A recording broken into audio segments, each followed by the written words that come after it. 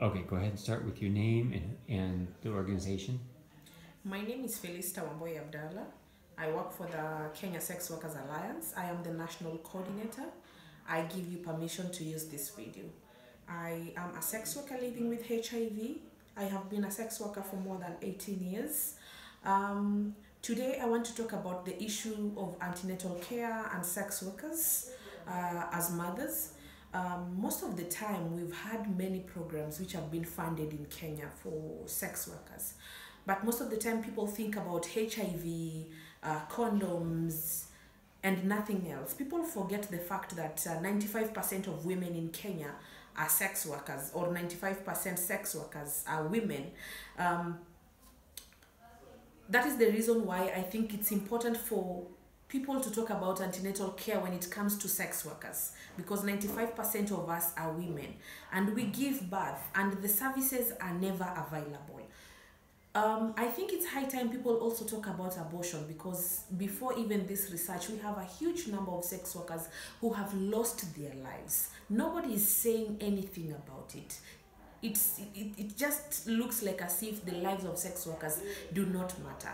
I think it's very important when people are talking about women to also include about the issues of women who are into sex work, because we as sex workers, we consider ourselves as women.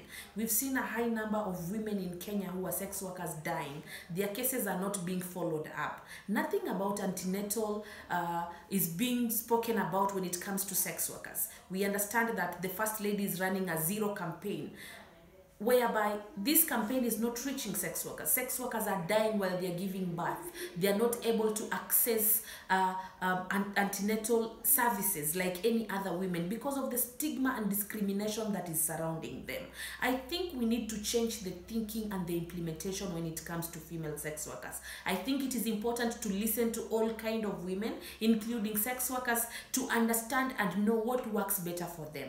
We've had cases and videos that are going to be shown to you, and we've seen that there's a high number of even 60 sex workers who have died in 4.5 months, who died through getting unsafe abortion, through giving birth traditionally. They have died and their kids have also died. They're leaving other children behind who there's nobody to take care of them, and there's no system in the country that will help take care of the kids of the mothers who have died. So I think we need to get out of the box and discuss further when it comes to sex workers issues. Let's look at sex workers as human beings. Let's look at sex workers as mothers. Let's look at sex workers as women, and let's also give a room for sex workers to be involved in all level of programming, not only when you want them to participate and test them for HIV. No, there is more to sex work. Sex workers are mothers, and let's give them an opportunity of becoming better mothers to their children.